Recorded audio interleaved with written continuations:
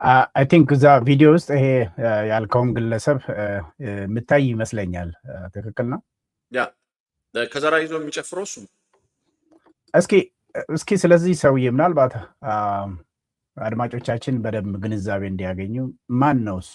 ይሄ ጽምዶን ወክሎ ወለጋ የገባው የጽንፈኛው ፋኖ አዛዥ አስረስ ማሬ የህግ ጠበቃ የነበረ ከመጀመሪያውም ጀምሮ የፋኖ አደረጃጀት ውስጥ አመራር የነበረ ነው። አሁን አፍባሲ ቋቋም ደግሞ የበላይ አመራር የሆነ ወደዚህኛውን ሚሽኑን ወስዶ እንደ ጽምዶ የሰሜኑ ኃይል ጋር ከዚህም በፊትም እስከ ቋራ ድረስ ሂደው ኃይል አደራጅተው የመጣ ነው። በገሃድ የሚታወቅ በሚዲያም እንዳውም የጀነራሉን አገዳደል ባለፈው ከ2 ሳምንት በፊት ተደረገውን እሱ ነው የዛ አካባቢ ያለውን ኦፕሬሽን ወክሎ መግለጫ ሲሰጥ የነበረው። ሶ ዳት ሚንስ ምን አደረገ ምን ተፈጠረ ለሚለው ግልጽ ነው ማለት ነው። አስረስ ማሬን የማያውቀው የለም። እዛ የነበረው የፋኖ ኃይልም እነሱ ላይ መግለጫ አውጥቷል ስም ጠቅሶ። ሰላም ጤና ይስጥልን የተከበራችሁ አድማጭ ተመልካቾቻችን፣ መግቢያችን ላይ የሰማችሁት ቪዲዮ ኦኤምኤን የዘር ፍጅት ፕሮፓጋንዳ እያሰራጭ መሆኑ አመላካች ነው። እነ አስረስ ማረ ወለጋ ድረስ ሄደው ፋኖን አደራጅተው ማህበረሰቡን የኦሮሞን ማህበረሰብ እያሰቃዩ እየገደሉ ነው የሚል ፕሮፓጋንዳ ማሰራጨት ጀምረዋል። በነገራችን ላይ በወለጋ ያለው አማራ እንደዚያ በአሰቃቂ ሁኔታ ሲሰቃይ ሲገደል እርጉዝ ሆዷ ሲቀደድ አንድም ትንፍሽ ያላለው በጣም ኢትዮጵያ እኮ በጣም የሚገርም ነው። ምን ያህል እንደምንጠላላ ይህ አመላካች ነው። ምን ያህል እንደምንጠላላ እርጉዝ ተቀደደች ሲባል ያልሰቀጠጠው አሁን ተደራጅቶ መመከስ ሲጀምር ከየጎር ወጥቶ ልክ የዘር ፍጅት ለማድረግ ጥረት እያደረገ ነው። በኦሮሚያ ክልል የሚኖር አማራ ላይ የዘር ፍጅት ለማድረግ ነው። በነገራችን ላይ ይሄ ኦኤምኤን ማነው ደጀኔ ነው ምናምን ይባላል። የድሮ ጀዋር መሐመድ እንትን የሚያደርግ በሽጦለት ይሁን አይ ዶንት ኖ። አሁን የጀዋር መሐመድ ሳይኖርበት አይቀርም እዚህ ሚዲያ ላይ አስረስ ማረ ሄዶ ወለጋ ምናምን እያሉ ማህበረሰቡን የመንግስት ምን ሆኖ እንትን ማይልች ይላ ብሎ ምናምን እስኪ ይቀጥል ምን እንደሚሉ። ኦኬ እንግዲህ ይሄ የጽንፈኛው ፋኖ ጽምዶን ወክሎ ኦሮሚያ ውስጥ በአዛዥ ደረጃ መገኘት ምንድነው የሚያስተላልፈው መልእክት ምንድነው? ህዝቡስ በምን መልኩ ማየት አለበት ብለህ ትገምታለህ? እንግዲህ እዛ አካባቢ ያለው ማህበረሰብ አማራጭ እንደሌለው ከዚህም በፊት አንስቼ እልሃለሁ። በተለያዩ ኃይሎች አሁን ይህን ኃይል የሚዋጋም የሚደግፍም አብሮ ደግሞ ተናቦ የሚሰራል የሚባል ኃይልም የሚንቀሳቀስበት አካባቢ ነው እና መንግስት እኚህ ኃይሎች በብርጌድ ደረጃ ድንበር አቋርጠው መጥተው ማህበረሰቡ ላይ ጥቃት ሲያደርጉ የራሱ መዋቅር ላይም ጥቃት ሲያደርጉ በቸለተኝነት እያለፈበት ያለ ነው። አሁን አንድን ጀነራል የመሰለ አንድ ኃይል ከነሬጅመንቱ እርምጃ ተወስዶበት የተለያዩ መንግስት ተቋማት ውስጥ ያሉ ሚሊሻዎች፣ የፖሊስ አባላት ብዙ እርምጃ የተወሰደባቸው አሉ። መንግስት በቸለተኝነት እያለፈ ያለበት ሂደት ነው ያለው። ማህበረሰቡ አማራጭ የለውም። እኚህ ኃይሎች በሙሉ ማህበረሰቡ በ3 በ4 ምድጃ መሃል የሚቃጠል ነው፣ ታፍኖ ነው ያለው እና እዛ አካባቢ ያለው ማህበረሰብ እንቅልፍ ላይ ጆሮ ደግፍ ነው የሆነበት። ከዚህም በፊት ጽንፈኞቹ በሚያደርሱት ጥቃት አሁን ደግሞ እንዳደረጃጀት መጠነ ሰፊ የሆነ ኃይል አንድ ላይ ተዋህዶ መጥቶ ጦርነት ሲያደርግበት በጣም እያሳሰበው እንደውም አሁን የተደረጉ ካሉት እና ካለፉት ወደፊት ሊመጡ የሚችሉና በተለይ በዚህም አኳን ደግሞ እኚህ ጽንፈኞችም በኃይል ተከፋፍለው አንዱ ላይ መግለጫ እያወጣ የመግለጫ የአንዳንዱ የእርስ በርሱ ጥላቻ መበቀያ ማህበረሰቡ ነው። በዚህ መሃል ደግሞ ንጹሃን ማህበረሰብ ዋጋ እየከፈሉና ሂደቶቹ በጣም ውስብስብ ከዚህም በፊት ስናነሳ ከነበረው የባሰ በጣም ውስብስብ የሆነበትና ትኩረትም እየተሰጠው ያልሆነ መሆኑን ነው የሚያሳየው እዛ አካባቢ ያለኝ መረጃ። ይሄ ትኩረት በሰጠው ኖሮ መጀመሪያውኑ ፋኖስ ከዛ ባልቆየ ነበር። ይሄን በስፋት ተነጋግረናል። መንግስትም ትኩረት ካልሰጠ እነሱ ደግሞ ኃይላቸውን እያጠናከሩ እንዳልከው በሱዳንም በኩል በምዕራብ ኦሮሚያም እየገቡ እንደገና ደግሞ ከጎጃም ነው መሰለኝ ይሄ ሰውዬ ማቋርጦ ወደዚህ እየመጣ ያለው የምክትሉ መሰለኝ የጎጃሙ የፋኖ አዛዥ። ይሄ በአጠቃላይ ለኦሮሞ ህዝብና ለኦሮሚያ የሚያስተላልፈው መልእክት ምንድን ነው? ከዚህ በፊት የፋኖ ጽንፈኛ መሪዎች ከውጭም ከውስጥም ኦሮሚያን የጦርነት አውድማ እናደርጋለን ብለው ሲዝቱ ነበር እና ይሄ ምንድነው ለህዝቡ መንግስት ቸልተኝነቱ ነው ይሄን ሁሉ ያመጣውና እንደገና ያደራጀውም እሱ ነው። ሽመልስ ከአማራ ክልል ፕሬዝዳንትም ጋር ሆነው ሰዎቹ ወደ ኦሮሚያ እንዲመጡ የጋበዘበት ሁኔታ ነው ያለው። በአጠቃላይ ለኦሮሚያና ለኦሮሞ ህዝብ ምን መልእክት ያስተላልፋል ይሄ ነገር? ይህ ማለት እንግዲህ በኦሮሚያ አካባቢ ያለው መጠነ ሰፊ ድንበር ዘለል የሆኑ ጥቃቶች በምዕራብ ኦሮሚያ የባሰ ስለሆኑ እንጂ በተለያዩ ቦታዎች አሉ። በሰላሌ አካባቢ፣ በወሎ፣ በሰሜን ኦሮሚያ አካባቢ፣ በምስራቅ ኦሮሚያ አካባቢ፣ በጋምቤላና በኦሮሚያ ክልል፣ በደቡብና በኦሮሚያ ክልል አጎራባች ወረዳዎች ያሉት የኦሮሚያ ክልል አባት ያጡ ድንበር ያልተከበረ የኦሮሞ ህዝብ ኤክስፖዝድ የሆነበት ነው ያለው። ግን ምዕራብ ኦሮሚያ ላይ ያለው እንደሚታወቀው ከዚህም በፊት መንግስት ያደራጃቸው ከመንግስትም እርዳታን የሚያገኙ ከመንግስት ጋር ላይ የሆኑ ኃይሎች በብዛት አሉ እዛ አካባቢ የሚንቀሳቀሱ። ሴም ታይም ደግሞ መንግስትን የሚታገሉ ብልጽግናን እንደ ጠላት አይቶ የሚታገል ኃይልን በየነቂፉ እየተፈጠረበት ያለበት ሂደት ነው። ከመንግስት ጋር ላይ የሆኑት አሁን ይህንን ጽምዶን ኃይል ተቃውሞ መግለጫ ያወጡት ቀድሞውኑ መጀመሪያውኑ በመንግስት የተደራጁ ናቸው። ሸኔን ትዋጋላችሁ፣ ብሔር ተኮር ጥቃት ይደርስባችኋል፣ ራሳችሁ እንድትፈድ አድርጉ ተብለው እንደውም ስማቸው በጉልህ የሚጠቀስና ኮሎኔል ወልዱ የሚባሉ የምዕራብ የመካከለኛው ምዕራብ ኢዝ ለሁለት ተከፍሎ መካከለኛውና ምዕራብ ኢዝ ተብሎ ለሁለት ሲከፈል የአንድ የብርጌዱ 401ኛ ኮር የሚባል አመራር የነበረ ነው አዳም ተፈራን የፈጠራቸው። ወደ ኋላ ላይ ግን ከመንግስትም ጋር የጋራ ተናቦ መስራት ላይ አንዳንድ የሚፈልጉት ነገር ሳይሳካ ሲቀር ወደ ጽንፈኛው ኃይል ገብተው ወደ ፋኖ አደረጃጀት የገቡት።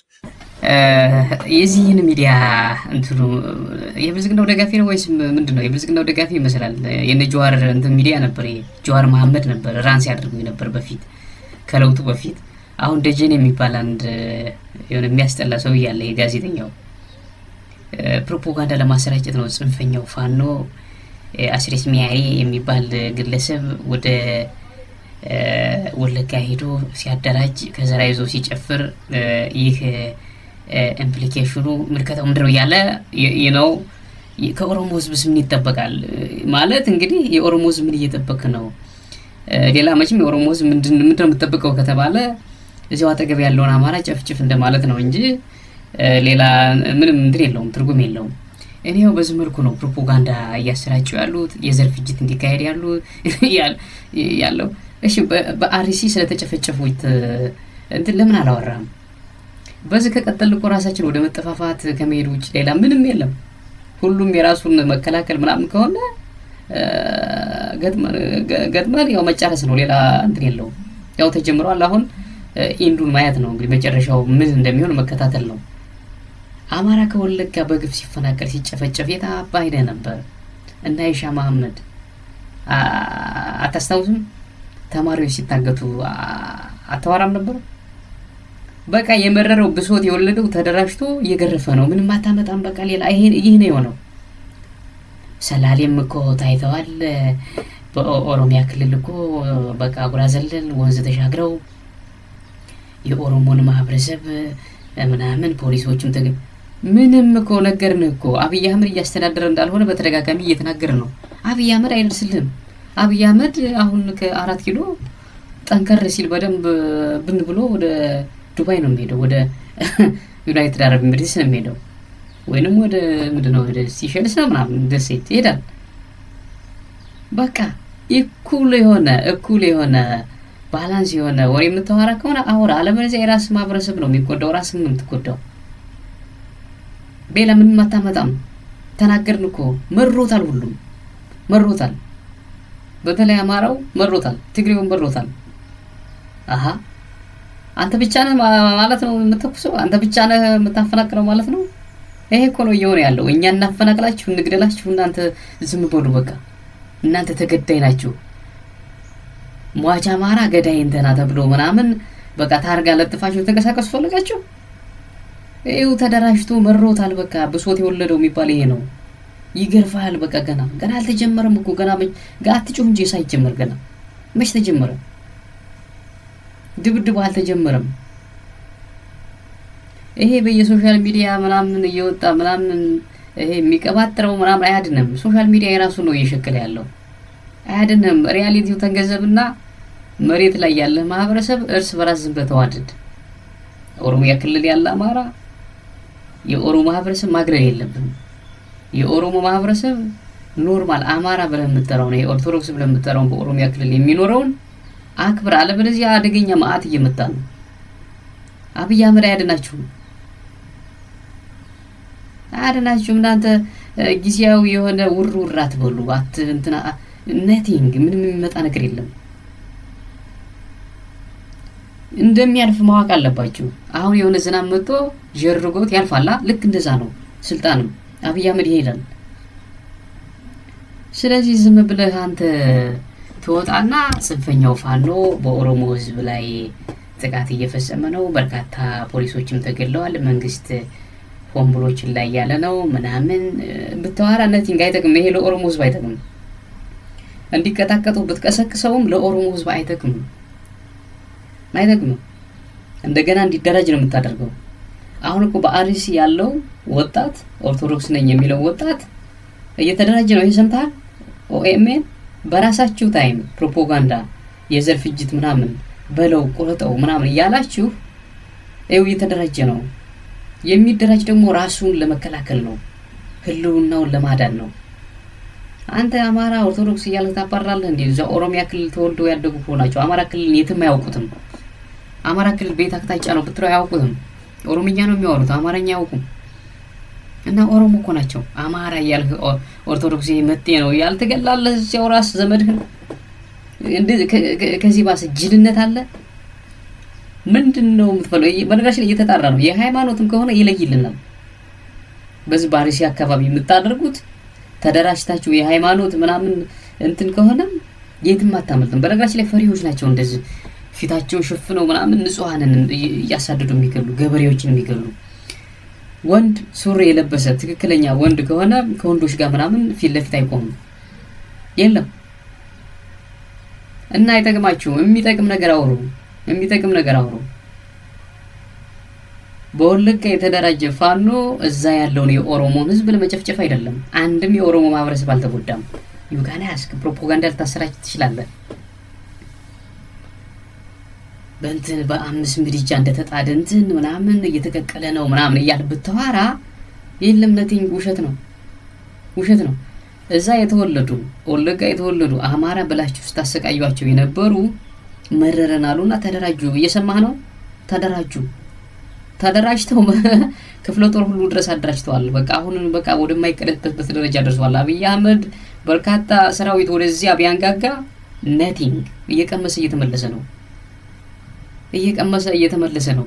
የምታደራጇቸው እናንተ ናችሁ እኮ አልናችሁ፣ እየነገርናችሁ እኮ ነው። አሁን ባሪሲ ያለውን ቀጥቅጣቸው አደራጃችኋቸው። እኔ እኮ መሳሪያ ልግዛ፣ እኔም ልግዛ የታለ ምናምን እየተባባለ እየተነጋገረ ነው። የለም አማራጭ የለማ። አልሰማችሁም? የላችሁም፣ ጆሮአችሁ አይሰማም። እናንተ ብቻ ናችሁ የምታሸብሩ እየተኮሳችሁ። እናንተ ብቻ ናችሁ የምታግቱ። ካገትክ ትታገታለህ። ቤት ካቃጠል የራስ ቤት ይቃጠላል። ፊኒሽ ዳለቀ። ነገርንህ እኮ። የምታርፉ ከሆነ ረፉ። ይሄ አያዋጣም። ይሄ ግብ ኢጎ ምናምን አያዋጣም። በሰላም የምትኖር ከሆነ ኑር፣ አለበለዚያ አንተ ስትመታ ማንም ቆሞ ያየለም። ሶሻል ሚዲያ ላይ የሚሰራጩ ቪዲዮዎች እዚህ ጋር ማምጣት አንፈልግም። እኛ አሉ የሚፎክሩ አሉ። ኦርቶዶክስ አይደል በቃ ግብር እየከፈለ እየተቀጠቀጥህ ነው የምትኖር እንጂ ቀና ብለህ ማየት አትችልም የሚሉ ግለሰቦች አሉ። ቲክቶክ ላይ ምናምን ምከሯቸው። እንደነዚህ አይነት ግለሰቦች እነዚህ ተስፋ የቆረጡ ማይንዳቸው ኖካውት የሆነ ምናምን ግለሰቦች ናቸው። ግን እንደዚህ ትላልቅ የሆነ ወደ ምናምን ሰብስክራይበር ያለው ዩቲዩብ ይዘህ ከኦሮሞ ህዝብ ምን ይጠበቃል ስትል ምንም ሌላ ነቲንግ ለኦሮሞ ህዝብ የሚጠቅመው ነው እየነገርኩህ አይደለም። ከኦሮሞ ህዝብ ምን እየተጠበቀ ነው? እዚያ ያለውን አማራ እንዴት አንተ እዚያ ኦሮሚያ ክልል ያለው አማራ አትበለዘው ኦሮሞ ነው። አማራ ክልል አይወቁልህም እያልን ነው። ተናገር። ማን አማራ ልትጎዳው? እዚያ ያለውን እንትን አልሆና በቃ ነው ራስህን ነው የምትጎዳ። እዚያ ያለውን አማራ ብታፈናቅል ምን ትምትልም ያንተ ኦሮሞ የምትለው ክልል ነው የሚጎዳው። በየትም ሆነ በየትም ማንኛውንም ገቢ የምታገኘው ከዛ ማህበረሰብ ነው። ግብር የምታስገብር ከዛ ማህበረሰብ ነው። በርካታ ነገሮችን ጥቅሞችን፣ ንግዶች ምናምን የሚሳለጡት በእነሱ ግለሰቦች ነው። እንዲያውም ነጋዴዎች ናቸው። ኦሮሚያ ክልል ያሉ እንትኖች አብዛኞቹ ሃርድ ወርከር ናቸው። ሀብት አላቸው። ኤቭሪቲንግ ስላላቸው ነው የምትቀኑት፣ የምታሳድዷቸው። እንዲያው ይሄን ተወውና ዝም እንደ ኢትዮጵያዊነት እንኑር ብለህ የምትመርጥ ከሆነ እሰየው፣ እሱ ነው የሚሻለው። አለበለዚያ ግን ይሄ ማንንም ለማበሳጨት ይሄ የአማራ ክልል አሸማቅቃለሁ ደፍቃለሁ ምናምን ብለህ እዚያ ያለውን አማራ አሳዳለሁ ብትል ተስፋ ቆርጧል። አሁን የአማራ የምትለው ተስፋ ቆርጧል፣ አይሰማም። አይደለም ሌላው ይሄ ምሁር ሁሉ ተደራጅቶ አንተ የምታገጥበትን ቦታ ተደራጅቶ ይመጣልሃል። ነገርኩህ እኮ ስራ ትቶ ማለት ነው። መሮታል፣ ሁሉማ መስራት አልቻለም። በቃ ሚስት አግብቶ መውለድ አልቻለም፣ ልጅ ማሳደግ አልቻለም። እየታገተ ነው አይደል? የጎጃም እና የጎንደር መስመር መጣ። ፋኖ አግታለሁ ስትል መጣ። በሰላሌ በኩል የሰሜን ሸዋ ፋኖ አንድ የሆነ የክፍለ ጦር ክንፍ መጣ። ሰላሌ ጋር ወረዳዎችን ተቆጣጠረ። የታባህልህና ለምን አታባረው? ሰላሌ ሄደህ የገባውን ፋኖ ለምን አታባረው? እየነገርናችሁ ሲመጣባችሁ ትጨነ በረጋሽ ላይ አብይ አህመድ የድሮን ጥቃት ፈጽሟል። ባለፈው በዛ አካባቢ ያለው ሸኔ ለማጽዳት አሉ አክቲቪስቶች ይብዝ ነው አይደለም ኔቨር በዛ ፋኖ ስለመጣ ነው።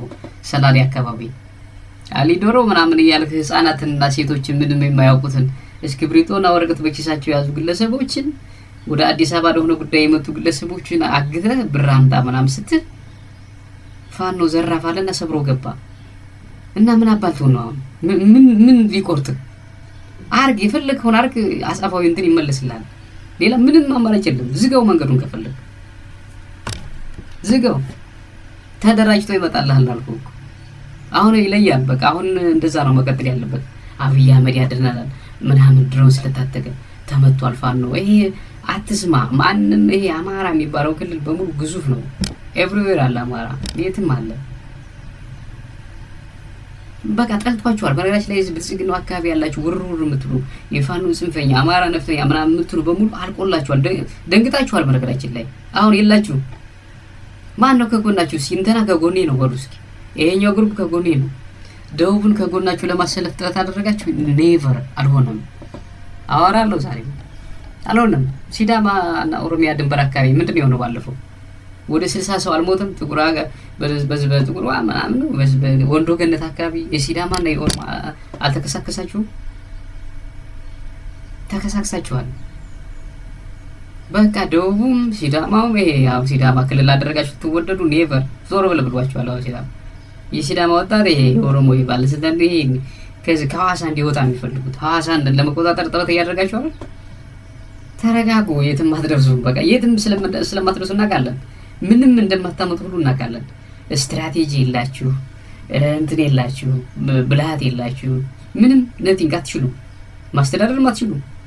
ማገትና ማሸበር ነው። እናንተ ደግሞ ስታገቱ እኮ ከወንዶችን አይደለም የምታገቱ፣ ጀግኖች ጋር ፊት አይደለም፣ ህፃናትና ሴቶችን እና ሽማግሌዎችን የእምነት እነዚህ የሃይማኖት አባቶችን አዛኞች አሉ ሩሩ የሆኑትን እነሱን በተኮስ ማይጅሉ ምናምን በፈጣሪያቸው ብቻ የሚያምኑ ግለሰቦች እነዛ የሚያሳዝኑ ሰዎች ጋር ነው ሄዳችሁ የምትገሉ የምታገቱ። የወንዶች ቁና አካባቢ ሰፈር ምናምን እዛ አትሄዱ። ተናገርን፣ አሁንም እየተናገርን ነው።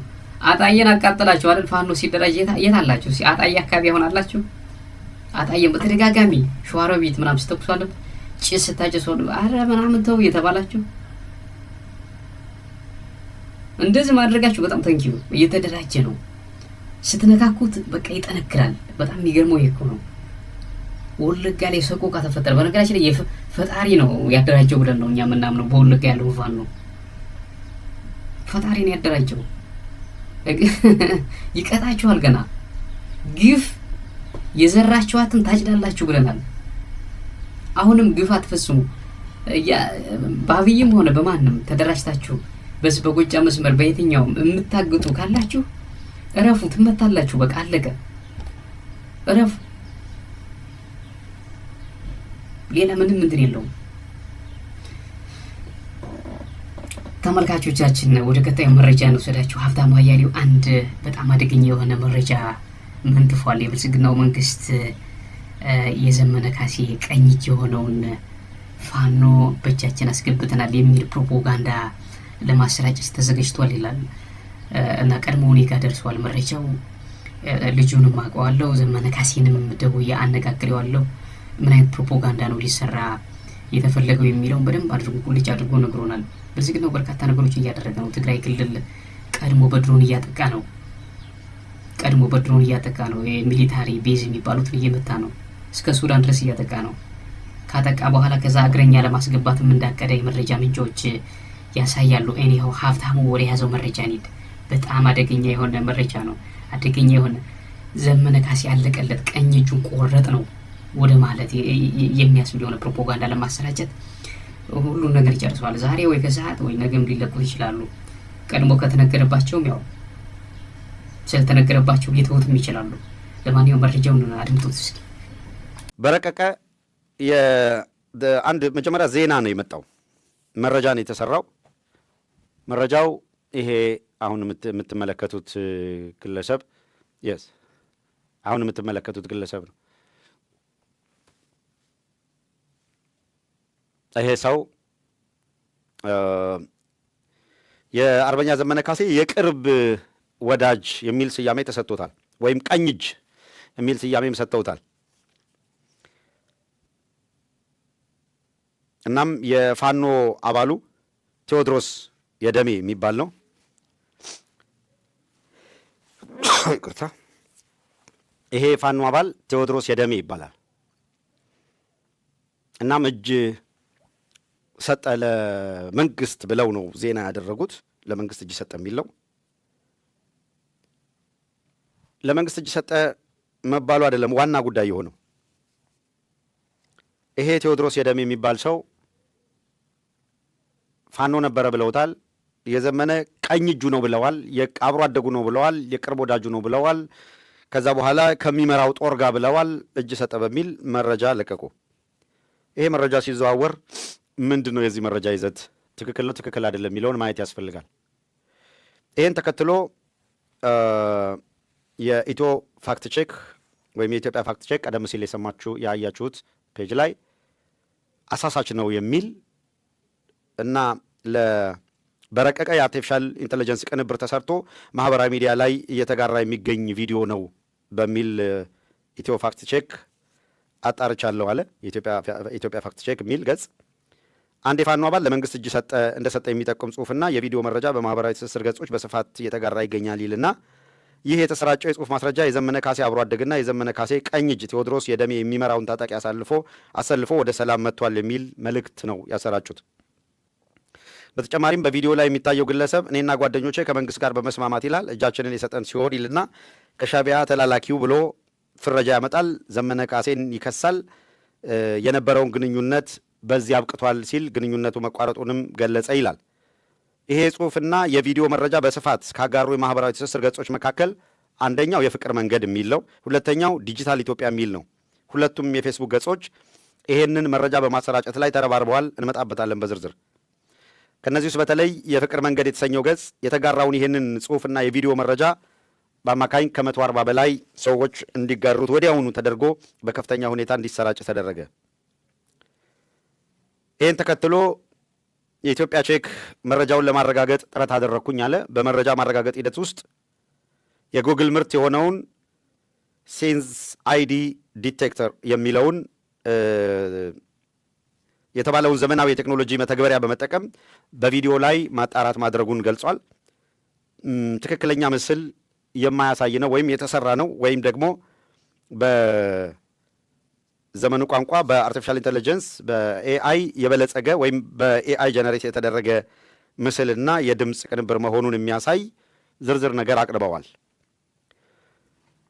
ኢትዮ ፋክት ቼክ ይህንን ካቀረበ በኋላ በእኛ በኩል ለማድረግ የሞከርነው ይሄ ሰውዬ ማን ነው መጀመሪያ፣ ከዚያ ቀጥሎ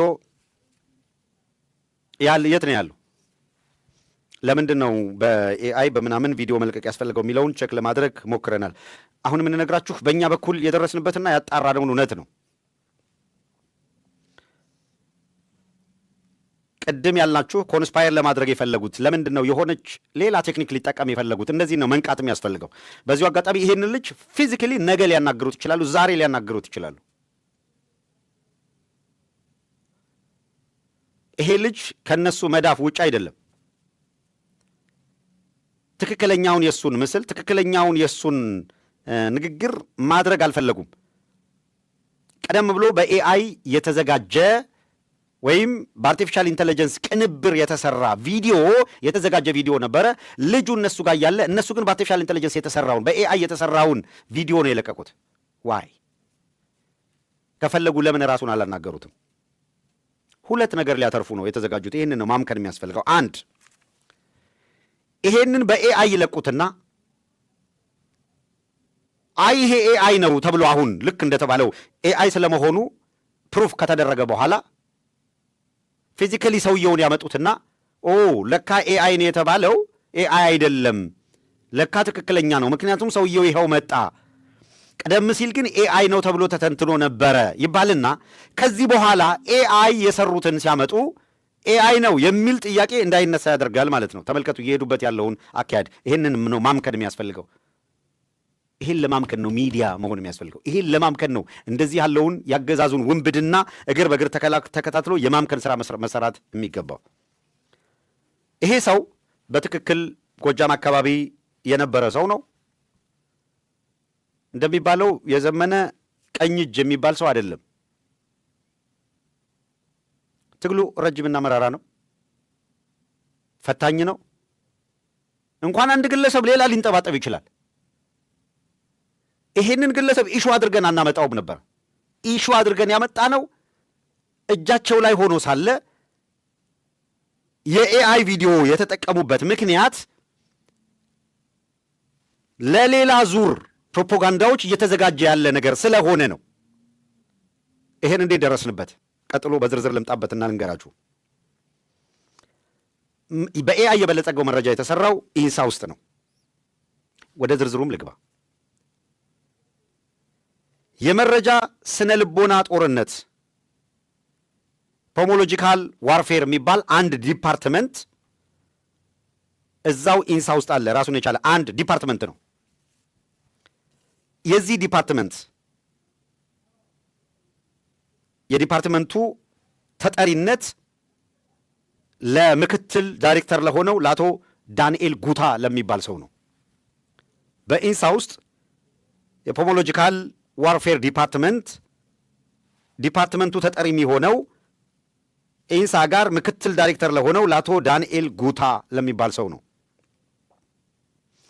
የዚያ ዲፓርትመንት የዚያ ክፍል የመረጃ ኦፕሬሽን ዳይሬክተር የሚል ስልጣን ያለው ደግሞ አቶ አሸናፊ ኃይሉ የሚባል ሰው ነው። እነዚህ ሰዎች በኢንሳ ውስጥ ሐሰተኛ መረጃዎችን በረቀቀ ሁኔታ በማዘጋጀት የማሰራጨት ኃላፊነት የሚሰሩ ናቸው። ማናቸውም የሐሰት መረጃዎች ተቀነባብረው ተዘጋጅተው አሳሳች መረጃዎች እንዲለቀቁ የማድረግ ኃላፊነቱን በአጠቃላይ የሚመራው አቶ አዱኛ ደሳለኝ የሚባል ሰው ነው። ያዙ እነዚህን አንድ ጊዜ ልድገመው። የመረጃ ስነ ልቦና ጦርነት ዲፓርትመንት ፖሞሎጂካል ዋርፌር የሚባል ዲፓርትመንት አለ። ይሄ ዲፓርትመንት ተጠሪነቱ ለኢንሳ ውስጥ ምክትል ዳይሬክተር ለሆነው ለአቶ ዳንኤል ጉታ ነው። የዚህ ዲፓርትመንት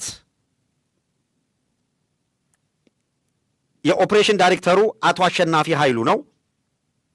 ሐሰተኛ መረጃዎችን የእውነት አስመስሎ አቀነባብሮ አዘጋጅቶ በማቅረብ ረገድ ኃላፊነቱን የሚወጣው ዋናው ሰው ወይም በዚህ ዲፓርትመንት ላይ አቶ አዱኛ ደሳለኝ የሚባል ሰው ነው። የተቀነባበሩ ሐሰተኛ ፌክ ፔጆችን ያገዛዙ ካድሬ ለሆኑ እኩለ ሌሊትን ጨምሮ ለሌሎቹም ስርጭት ይደረጋል። ነገር ግን በዋነኛነት በፌስቡክ ገጽ ላይ የፍቅር መንገድና ዲጂታል ኢትዮጵያ የሚባሉት ሁለት ገጾች በዋነኛነት እነዚህን ስርጭቶች ያፋጥናሉ። የነዚህ የዲጂታል ኢትዮጵያና የፍቅር መንገድ ፔጆች አድሚኖቹ ኬኔዲ የሚባልና ዮዲት ታደሰ የሚባሉ እዚያው በኢንሳ ውስጥ ያሉ ባለሙያዎች ናቸው። አድሚን ሁነው ነገሩን ኦፕሬት የሚያደርጉት በዚህ ክፍል ውስጥ የሚገኙ ባለሙያዎች ከወራት በፊት መሰረታዊ የግራፊክስና የሶፍትዌር አጠቃቀም ስልጠናን ቄራ አካባቢ ባለ አንድ ማዕከል እንዲሰለጥኑ ተደርጓል። እንደ አስፈላጊነቱ ዝርዝራቸውን የሰልጣኞቹ ዝርዝር ይፋ ማድረግ ይቻላል። ልጁ ልምጣና ልጁ ማን ነው የሚለውን ነው መጀመሪያ ቼክ ለማድረግ ይሞክር ነው። በእርግጥ ነው እዛው ጎጃም አካባቢ ያለ ልጅ ነው። ክፍለ ጦር ይመራሉ ወይ እዚህ ይመራሉ ወይ ምናምን ይመራሉ ወይ ምናምን የሚመራው ጋንታም የለም። የሚመራውን ጦር ይዞ ሄደ ምናምን ያሉት አንድ ጋንታ አይመራም። ፕራክቲካሊ የሚመራው ጦር የለም። አንለስ ሚሊሻ ሰብስበው ይሄን የሚመራው ጦር አለ ካላሉ በቀር የሚመራው ጦር የለም።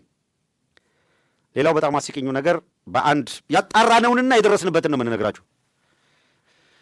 በአንድ አጋጣሚ አንድ መድረክ ላይ ከዘመነ ጋር የተነሳው አንድ ፎቶ አለው። ማንም ሰው እኛ አሁን በየስቴቱ እንዞራለን። ሰዎች መንገድ ላይ ፎቶ እንነሳ ብለው እንቆማለን። ማን ይሁን የአምባሳደር ልጅ ይሁን የአብይ አህመድ አጎት ይሁን ምን እናውቃለን? ማንነትህን አጣራለሁ አላጣራም አንልም። አብሮ ፎቶ መነሳት የፈለገ ሰው ፎቶ እነሳለሁ ሲል ይነሳል።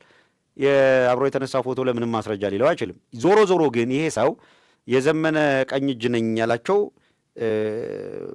የራሱን ምናምን ይዘት ለማክበድ ፈልጎ ነው። የሆነ ሆኖ ይሄንን ጉዳይ በተመለከተ ስፔሲፊክችን በተመለከተ አርበኛ ዘመነ ካሴ ሪስፖንድ እንዲያደርግ ጥያቄ ያቀረብኩኝ እና አጭር ነው ምላሹ፣ በጣም አጭር ናት። ሾርት ኤንድ ፕሪሳይዝ። እንደዚህ ቀኝ እጅ ምናምን ቀኝም ግራም ሊሆን አይችልም። ቀኝ እጅም ግራ እጅም አይደለም። እና አንድ ወቅት አንድ የሆነ ቦታ ላይ መቶ ፎቶ ከመነሳት የዘለለ ትርጉም ያለው ግንኙነት የሌለው ስለመሆኑ አረጋገጥኩ። አንድ ሁለተኛው በጣም የሚገርመው እንደ መሪ በፋኖ እንቅስቃሴ ውስጥ አሁን በደንብ የማጥራት ግምገማ በሚደረግበት ጊዜ አንዳንዶች ሀብት አካብተዋል በሚል ክስ ይቀርባል። የግል አካውንታቸው የቅርብ ዘመዶቻቸው አካውንት የካበተ የደለበ አለ ተብለው የተገመገሙ አሁን ስም አልጠራሁም፣ የከሌ ከሌ አላልኩም። እንደዚህ አይነት ግምገማዎች ለማድረግ እየተሞከረ ነው። ጥሩ ነው፣ መገምገም ጥሩ ነው። ከነዚያ መካከል መኪና ለመግዛት የሚያበቃ ገንዘብ ከየት አመጣህ የሚል ጥያቄ ቀርቦለት በማግስቱ ሸሽቶ ከዛ አካባቢ ጠፍቷል። ስለዚህ ሃይ ፕሮባብሊ የግምገማ ጥያቄ ሲነሳበት ጠፍቶ የሄደ ሰው እንደዚህ ያለ ሁኔታ ላይ ማለት ራሱን በጣም ካዋረደ ሹልክ ብሎ ሄዶ ባህር ዳር ሆኖ ሊሆን ይችላል። ሰች ካይንድ ኦፍ ፕሌይ ጌሙ ጫወታው እየተሞከረ ያለው ማለት ነው። ግን የለም፣ ግምገማዋ ተነሳች፣ በማግስቱ ጠፋ። ከዛ የኢንሳ ዲፓርትመንት ይሄን ፕሮዳክሽን መስራት ጀመረ። ነገሩን ተከታተልን። እንደው ለእንደዚህ አይነት ጉዳይ መልስ አንሰጥም ሲሉ ሚዲያ ላይ ቀረቡ። እንደዚህ በሉ አትሉም፣ ግን ለእኛ ለማጣራት ሂደት መልስ ስጡን፣ አጣርተን ለህዝባችን መረጃ ማድረስ አለብናለን። ስለተባበሩን ሌሎችም ሁሉም በየአቅጣጫው ያሉ በጣም እናመሰግናለን፣ በዚህ ውስጥ የተሳተፉ አካላትን። ለማንኛውም ግን እንኳን ይሄንን አንድ ሰው እንደው በእርግጥ ቀኝ እጄን ከትከሻዬ ላይ ቢወስዱት እንኳን ሊያቆሙኝ አይችልም ነው የአርበኛ ዘመነ ምላሽ። የሚገርም ነበር። እንኳን ቀኝ እጁ የሆነ ሰው አስከዳን የሚል ዜና ቀርቶ ፕራክቲካሊ ቀኝ እጄን ቆርጠው ቢወስዱት ሊያቆሙኝ አይችልም። ቀኝ እግሬን ቆርጠው ቢወስዱት መራመድ እንዳልችል ማድረግ አይሳካላቸውም የሚል ቁርጥ ያለ አቋም ነው ያለው። ያጽናልህ ነው። ከዚህ ውጭ ምን እንላለን? ሀብታሙ የተናገረውን ሰምታችኋል። የዘመነ ካሴ ቀኝ እጅ እንዳልሆነ አረጋግጧል። ግን ይሄ ልጅ ፎቶ ላይ ያያችሁት ሀብታሙ ሲያወራ ለብልጽግናው እጅ ሰጥቷል። ተራ አባል ይሁን የብልጽግና ሰላይ የፋኖን ፋይናንስ ይዘርፍ የነበረና መኪና ቤት ሁሉ እንደገዛ መረጃ የፋኖ መሪዎች ሲደርሳቸው ለማባረር ወይንም ሊቀጡ እየተንቀሳቀሱ ባለበት ሁኔታ ነው ጠፍቶ ወደ ብልጽግና የገባ ተብሏል። እንደ መረጃው ከሆነ የዘመነ ካሴ የቀኝ እጅም አይደለም። በአንድ ቀን አጋጣሚ ከዕለታት አንድ ቀን ከዘመነ ካሴ ጋር ቆሞ ፎቶ ተነሷልና ያችኛዋን ፎቶ ለፕሮፓጋንዳ ሊጠቀሙባት ነው። ፕሪቴክስት ነው የላከልን ሀብታሙ። አሁን የብልጽግናው መንግስት ይህንን ቀድሞ ከሰማ እንግዲህ ቀድሞ ስለወጣ መረጃው ሊተወም ይችላል። ፕሮፓጋንዳውን ግን አዘጋጅተውታል። ልጁ ማውራቱ አይቀርም ብሏል። ከዘመነ ካሴ ጋር ልጁ ምንም አይነት ግንኙነት እንደሌለው ነው የተገለጸው። በአንድም ይሁን በሌላ መንገድ ስትታገል እንደዚህ አይነት ነገር ያጋጥማል። ዘራፊ ሊኖር ይችላል፣ ሊከዳ ይችላል። ስለዚህ የሰው ልጅ ብዙ ባህሪያት ነው ያሉት። ልጁ ሲዘርፍ ተያዘና ሊገረፍ ሲል ጠፍቶ ሄዷል። ምንም ማለት አይደለም። እኔ ያው አብይ አህመድ ወደ ሌላ እንወስዳችሁና አብይ አህመድ ስለ ኦርቶዶክስ እምነት አቋሙ ምን እንደሆነ የኢትዮጵያ የኦርቶዶክስ ምዕመን አልተገነዘቡም ይለናል አንድ ጋዜጠኛ። አብይ አህመድ የኦርቶዶክስ እምነት በኢትዮጵያ ላይ እንዲዳከምና ብሎም እንዲጠፋ ይፈልጋል ይላል። ማጥፋት አይቻልም፣ ሜቢ ማዳከም ሜቢ ይችላል። እናቶች ሊያስለቅስ ይችላል አልፎ አልፎ እንደዚህ ኦርቶዶክሳውያን የገደሉ እንጂ ማጥፋት አይቻልም። በፍጹም የሚቻል ነገር አይደለም። መጨረሻ ላይም ሲመረው ምዕመኑ ምን እንደሚያደርግ አናቅም።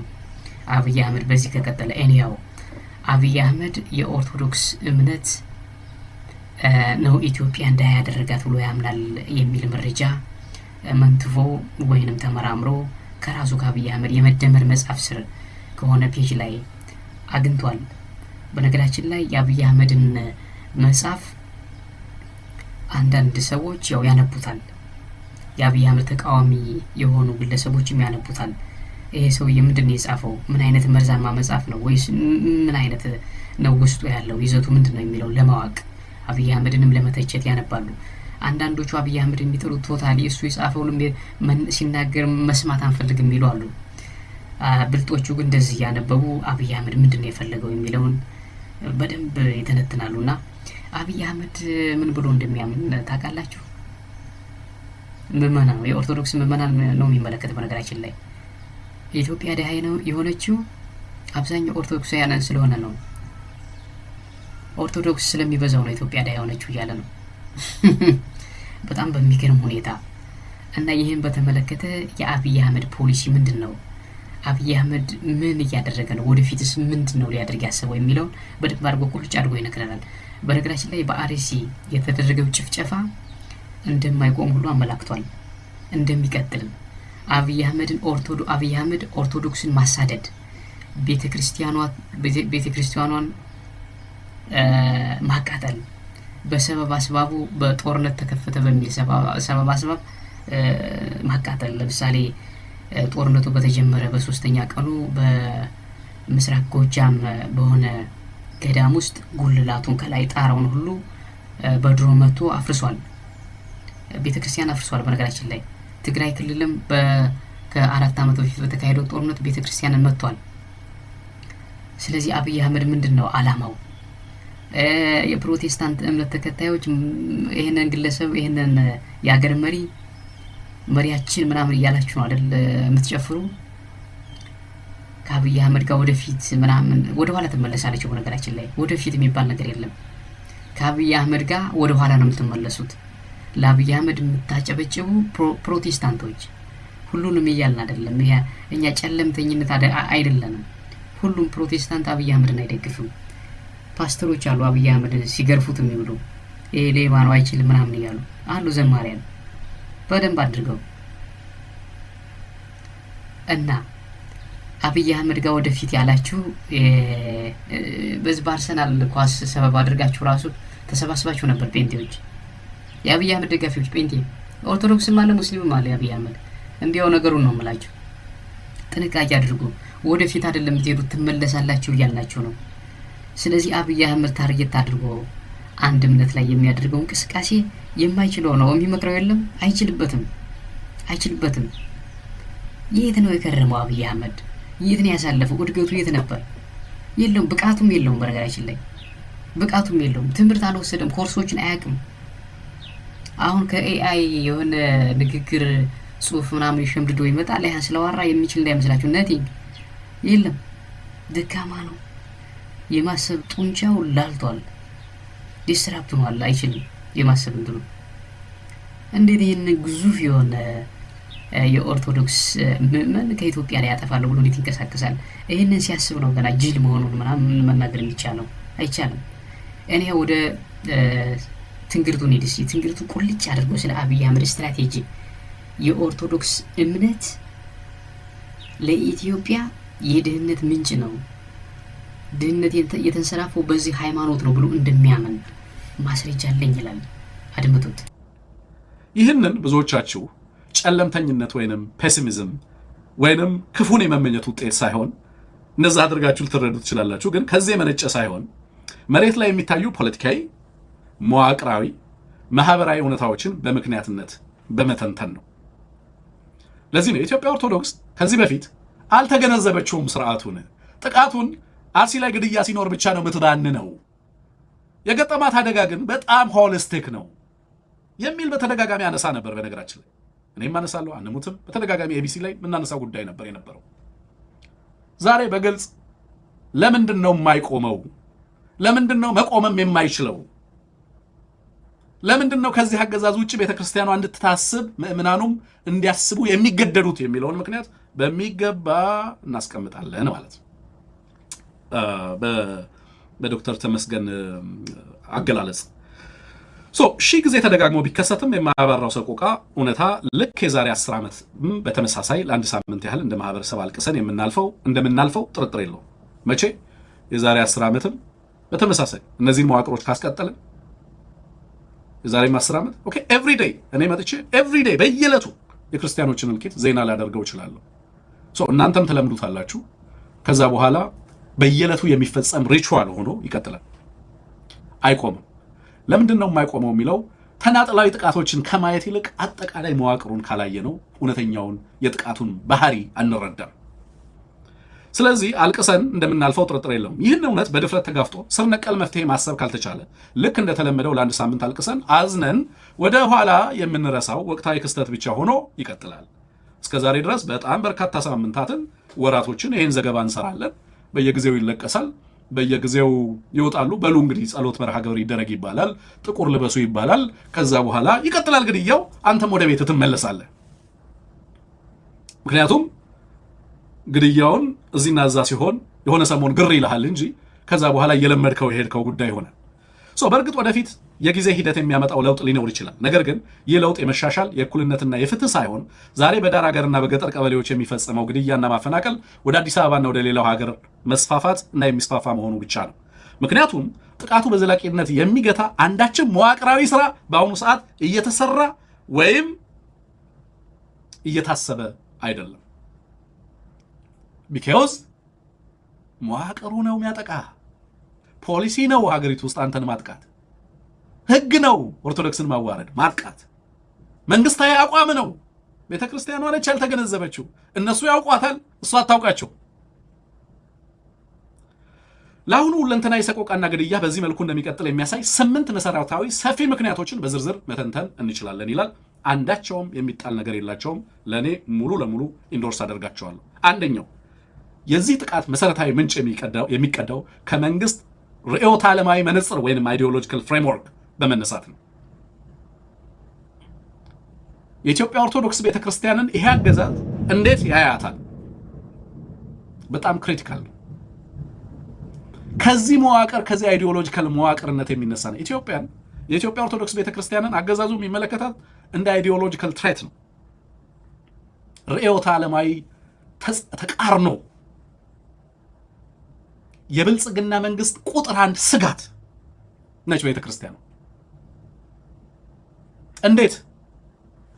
ብልጽግና ይዞት የመጣው ፊሎሶፊ፣ ርዕዮተ ዓለም፣ ኢኮኖሚያዊ መነጽርና ፍልስፍና የኢትዮጵያ ኦርቶዶክስ ቤተክርስቲያንን በመፈረጅ ላይ የተመሰረተ ነው። ይሄንን ያልኩት የዛሬ 6 ዓመት 7 ዓመት ነው። ገና ብልጽግና በመጣ በ6 ወር በ7 ወር ውስጥ የአብይ አህመድን 3-4 ንግግሮች የተረዳ ሰው በደንብ ግለሰቡ ምን እንደሚፈልግ በግልጽ መገንዘብ ይችላል። የመጀመሪያውና መሰረታዊ ምክንያት አሁን ያለው ፖለቲካዊ ስርዓት በስልጣን ላይ ያለው ከፍተኛ አመራር የኦርቶዶክስ ቤተክርስቲያንን ታሪካዊ ሚና፣ አስተዋጽኦና ምዕመናንን የሚያይበት ርዕዮተ ዓለም መነጽር በጣም በጣም ክሪቲካል። የአሁኑ መንግስት ድህነትን፣ ኋላ ቀርነትንና የትናንትን ታሪክ ተያያዥ አድርጎ በሚስለው ትረካ ውስጥ የኦርቶዶክስ ቤተክርስቲያን እንደ ዋና ተዋናይ ተደርጋ ተፈርጃለች። ምን ማለት ነው? ማክስ ቬበር የሚባል The Protestant Ethic and the Spirit of Capitalism የሚል መጽሐፍ የጻፈ የጀርመን ፖለቲካል ሶሲዮ ኢኮኖሚስት ማክስ ቬበር ይባላል። ቬበር The Protestant Ethic and the Spirit of Capitalism በሚለው መጽሐፍ ውስጥ እሴት በአንድ ማህበረሰብና ባህልና ኢኮኖሚያዊ ለውጥ ውስጥ ስላለው ሚና በስፋት ይዳስሳል፣ ያወሳል። የእነ አብይ አህመድ ፍልስፍና የሚቀደው ለኢትዮጵያ ድህነት ነምበር 1 ተጠያቂ አንደኛ ተጠያቂዋ የኢትዮጵያ ኦርቶዶክስ ቤተክርስቲያናት ብሎ ከማመን ይመነጫል።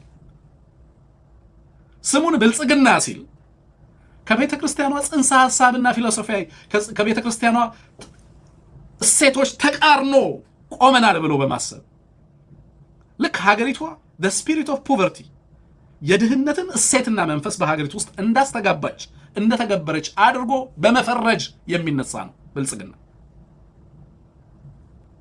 ችግር ድህነትና ማንኛውም ኋላ ቀርነት ጋር ተያይዞ አብዛኞቹን ነገሮች የሚያነሳው እነዚህ ነገሮች ሀገሪቱ ከምትከተላቸው መንፈሳዊ እሴቶች በተለይም ደግሞ ኦርቶዶክስ ቤተክርስቲያንን የድህነት ዘበኛ አድርጎ በመፈረጅ የሚነሳ ትርክት ነው። በጣም አደገኛ ትርክት ነው። መለስ ዜናዊ ድህነት የሀገሪቱ ዋነኛ ስጋት ነው ይል ነበር። ድህነት የሀገሪቱ ድህነት ግን ከሀገሪቱ እሴት ነው የሚቀዳው የሚል እምነት አልነበረው። የሀገሪቱ ባህል፣ የሀገሪቱ እምነት፣ የሀገሪቱ እሴት እና ባህላዊና መንፈሳዊ እሴቶቿ በሀገሪቱ ላይ ድህነት እንዲሰፍን አድርገዋል ከሚል እምነት አይቀዳም ነበር። በተቃራኒው የብልጽግና አስተሳሰብ በመሰረቱ ቤተክርስቲያኗን፣ እሴቷን፣ እምነቷን የዚህ የኋላ ቀርነት ዘብ ሎርድስ ኦፍ ፖቨርቲ በማድረግ ይነሳል። ይህ አስተሳሰብ በይስሙላ የሚነገር ሳይሆን በጠቅላይ ሚኒስትሩ ራሳቸው በጻፉት የመደመር መጽሐፍ ላይ በግልጽ ተቀምጦ ይገኛል። በመጽሐፉ ውስጥ ለሀገር እድገትና ስለ ብልጽግና አስተሳሰብ የሚመቸው የፕሮቴስታንት ወርክ ኤቲክ ነው እንደሆነና የኦርቶዶክስ አስተሳሰብ ግን ከዚህ ጋር እንደማይገጥም ስልታዊ በሆነ መንገድ ተቀምጧል። እኔ ደግሞ ስልታዊ በሆነ መንገድ አይደለም ተቀምጦ ያየሁት፣ በግልጽ የብልጽግና ፓርቲ በርካታ ዶክመንቶችና ሰነዶች ላይ በግልጽ ተቀምጧል። ይህ ርዕዮተ ዓለማዊ አቋም ወደ መንግስት ቢሮክራሲነትና አስተዳደራዊነት የመንግስት መዋቅርነት ሲወርድ ምእምኑ ከሃይማኖቱ መነጠልና የማዳከም ትልቅ ፕሮጀክት ሆኖ እንዲቀረጽ አድርጎታል። ዋይ ኢትዮጵያ ኢዝ ፑር ቢካዝ ኢትዮጵያ የኦርቶዶክስ እምነት ተከታይ በስፋት የሚኖርባት ሀገር ስለሆነች ነው የሚል ድምዳሜ፣ መንግስታዊ ድምዳሜ ተይዟል። ኢትዮጵያ ኢኮኖሚ ሪፎርም አደረገች ሲባል በቂ ስላልሆነ ባህሏ ላይም ጦርነት አውጇል። ብልጽግና እሴቶቿ ላይም ጦርነት አውጇል። እነዚህ እሴቶች የብልጽግና ጸር ተደርገው ተወስደዋል። በጣም አደገኛ ነው። ይህ ርዕዮተ ዓለማዊ አቋም ወደ ታችኛው የመንግስት መዋቅር ሲወርድ ምእምኑን በአንድ በሌላ መንገድ ጫና በማሳደር ከሃይማኖቱ የመገንጠልና ማዳከም ትልቅ ፕሮጀክት ሆኖ እንዲቀረጽ አድርጎታል። አንዳንድ የአማራ ክልል ዞኖች ውስጥም ጭምር እምነታችሁን ካልቀየራችሁ በስተቀር እርዳታና የእርዳታ ድጋፍ አንሰጣችሁም የሚል አስተሳሰብ፣ መንግስታዊ አስተሳሰብ፣ አሰራር ወርዷል። በጦርነት ያልቻለውን በእርዳታ ለመጣል ጥረት ያደረገ ነው። ይህንን አስተሳሰብ የሀገሪቱ የማክሮ ኢኮኖሚ ለውጥና የማክሮ ኢኮኖሚ ለውጥ አደጋ አድርጎ አስቀምጦታል። ነምበር 1 ካልቸራል ትሬት የሚዋጋን ባህል ብሎ ያስቀመጠው እሱ ነው። ከጊዜ አንጻር በደንብ ዲቴሉን አልሄድበትም። የቤተ ክርስቲያኑ አስተምሮን አብይ አህመድ በተደጋጋሚ የጠንቋይ የደብተራ ስርዓት የመንግስት ሲሰባበር ያዩት ትልቅ አለት ወይንም የሰሜን ዛር ሃይማኖት እያሉ ካለ ምንም ተጠያቂነት በአደባባይ ሂዩሚሌት በማድረግ ምዕመናኑን ያሸማቅቃሉ። ኖት ኦንሊ ዛት አብይ አህመድ በስልጣን ከመጣ ጀምሮ በርካታ የሃይማኖት አባቶች ካህናት እየተያዙ በጥፊ እየተመቱ ዶሮ አስይዘዋቸው ሟርት ሲሰሩ ተገኙ። ጥንቆላ ሲያደርጉ ተገኙ። ከኢሬቻ በዓል ማግስት እንደዚህ ሲያደርጉ ተያዙ። እዚህ አካባቢ ላይ እያሉ እያዋረዱ በሚዲያ ጭምር እየተቀረጹ እንዲለቀቁ በጣም መጠነ ሰፊ ጥቃት አስተናግዳለች ቤተክርስቲያኗ። ይህንን ተናጥላዊ ጥቃት አድርጋ ቆጥረዋለች። ከመንግስታዊ ጥቃት የሚመነጭ መሆኑን አልተገነዘበችም። በተለያዩ የሀገሪቱ ክፍሎች የፌዴራል መስሪያ ቤትም ሆነ በተለያዩ የሀገሪቱ ክፍሎች ኦርቶዶክስ ሆኖ የመንግስት ስራ ማግኘት፣ በተለይም በኃላፊነት ቦታ መስራት ልክ እንደ ደቡብ አፍሪካ አፓርታይድ ስርዓት ከባድ ጥቁር ሆኖ እንደመሾም አደገኛ ሁኔታ ሆኖ ተቀምጧል። እኔ በተለያዩ ክልሎች ውስጥ ኢትዮጵያ ውስጥ ምንድን ነው ያልኩት? የአደባባይ በዓላት በቅርብ ጊዜያቶች ውስጥ ይከለከላሉ። ጥምቀትን፣ ፋሲካ፣ መስቀልን፣ ሌሎች የደመራ በዓልን ጨምሮ ክርስቲያኖች መስቀል አድርገው ክራ ደንገታቸው ላይ አድርገው ክርስቲያኖች መንቀሳቀስ የማይችሉበት ጊዜ ይመጣል። ብልጽግናዊ አቋም መንግስታዊ አቋም ነው። በመንግስት ፈንድ የሚደረጉ በርካታ ወጣቶችን ታርጌት ያደረጉ ፕሮግራሞች በሀገሪቱ ውስጥ አሉ። ከአንድ ሃይማኖት ወደ ሌላ የሚያስኮበልሉ በርካታ ፕሮግራሞች ድህነትን ታሳቢ ያደረጉ ከተፈናቀልክ በኋላ እየተመጣ የሚቀርብልህ በእርዳታ ስም የሚቀርቡልህ በርካታ ስራዎችን በአገዛዙ እንደሚሰሩ በግልጽ ማወቅ ያስፈልጋል። ሌላው ብልጽግና እና አገዛዙ የዚህ የፕሮስፔሪቴሪያን ፋታሊዝም፣ እነዚህ ሁለት ቃላቶች ናቸው። ፕሮስፔሪቲ አለ፣ ከዛ ፕሬስፔሪቴሪያን አለ እና ፋታሊዝም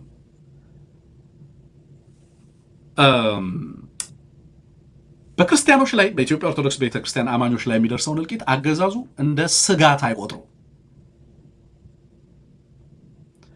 ቢካዝ ይሄ እንዲሆን ፈጣሪ ፈቅዷልና ብለው ያምናሉ። ከባድ አይዲዮሎጂ ነው። this is ordained by God። ይሄ በፈጣሪ እንዲሆን የተፈቀደ ነው። እኛ የበለጸግን ነው። ከብልጽግናችን ተጻራሪ የሆነ ነገር መስማት አንፈልግም። ክርስቲያን ተገደለ አትበሉን። ስነን ኦፍ አወር ቢዝነስ። እኛ የበለጸግን ነው። ከቻላችሁ ኑና ጆይን አድርጉን። የእኛን ፌስቲቫል ጆይን አድርጉ። ኑ በእምነት እንሻገር፣ ኑ እንበልጽግ። ስለዚህ ተጠቃን እያላችሁ አታልቅሱ። ዊ ዶንት ኬር። እኛ ስለተመረጥን ግን የእናንተን ለቅሶ አንጋራም። ስለዚህ ተጠቃን ብላችሁ እንዳታወሩ። ምክንያቱም መጥፎ ነገርን በእኛ ላይ ትዘራላችሁ። መጥፎ አነጋገርን፣ መጥፎ ባህልን ታመጡብናላችሁ። አትግደሉን ማለት ጥፋት የሚሆነው ለዛ። አለመገደል ከፈለክ የእኛን ክለብ ጆይን አታደርግም እንዴ ነው የሚለው አገዛዙ። ሪኮሜንዴሽኑ እሱ ነው።